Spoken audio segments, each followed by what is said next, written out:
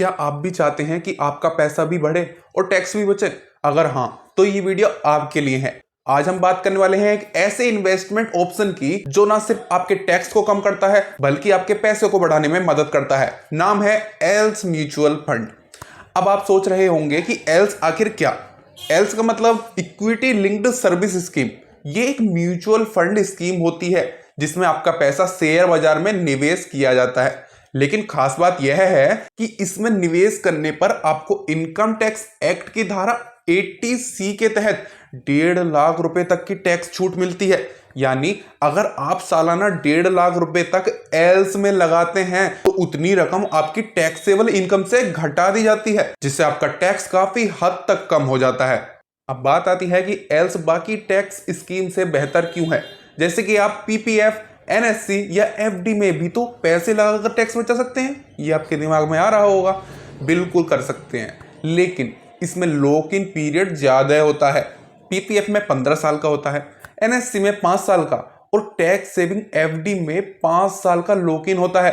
जबकि एल्स में केवल 3 साल का लॉक इन पीरियड होता है, जो किसी भी टैक्स स्कीम ऑप्शन में सबसे कम है। एल्स आपको मार्केट लिंक्ड रिटर्न देता है, यानी अगर शेयर बाजार अच्छा प्रदर्शन करता है ना तो आपके फंड का रिटर्न भी अच्छा होगा।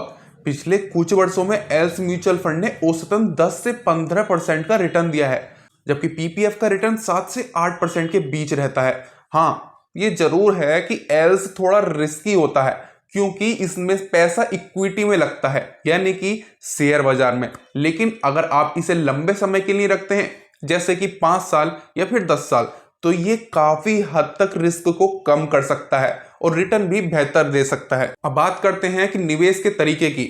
एल्स में आप 2 तरह से निवेश कर सकते हैं, लमसम या फिर एसआईपी। एसआईपी का मतलब है कि सिस्टमैटिक इन्वेस्टमेंट प्लान। इसमें आप हर महीने एक निश्चित राशि, जैसे कि 500 हो गया या फिर 100 रुपए या फिर 1000 रुपए तक आप इन्वेस्ट इसमें कर सकते हैं। इससे आपका बोझ भी नहीं बढ़ता है और बाजार की उतार चढ़ाव का असर भी कम हो जाता है। यानी आप धीरे धीरे लेकिन नियमित रूप से अपने भविष्य के लिए फंड बना सकते हो।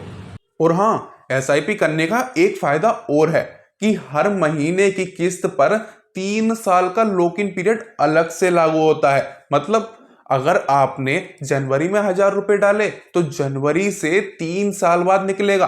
फरवरी का 1000 रुपया फरवरी से 3 साल बाद निकलेगा। अब ये जानना भी जरूरी है कि एल्स में निवेश करते समय आपको कौन कौन से फंड्स को चुनना चाहिए। बाजार में कई अच्छे एल्स फंड हैं, जैसे कि Axis long term equity fund, Mirae asset tax saver fund या फिर कैनेरा रोबेको फंड और कई अन्य भी हैं।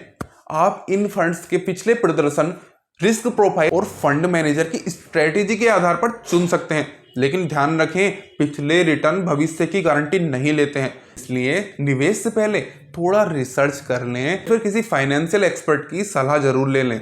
आजकल एल्स या किसी भी म्यूचुअल फंड में निवेश करना पहले से कहीं ज्यादा आसान हो गया है।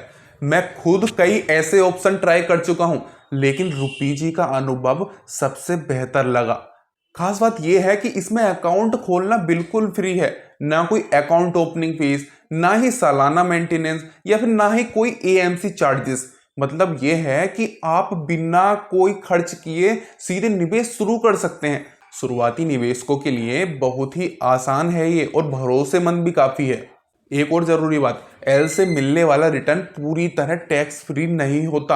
अगर आपने एक वित्तीय वर्ष में 1 लाख रुपए से ज्यादा लाभ कमाया तो उस पर 10% का लॉन्ग टर्म कैपिटल टैक्स लगता है। लेकिन फिर भी जो रिटर्न एल से मिलता है वो टैक्स कटने के बाद भी बाकी टैक्स स्कीम से काफी ज्यादा बेहतर होता है। तो अब सवाल यह है, क्या आपको एल्स में निवेश करना चाहिए?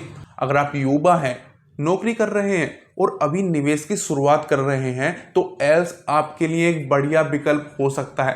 तो आपको टैक्स बचाने में मदद भी करेगा, साथ ही निवेश की आदत भी डालेगा और समय के साथ अच्छा रिटर्न भी देगा।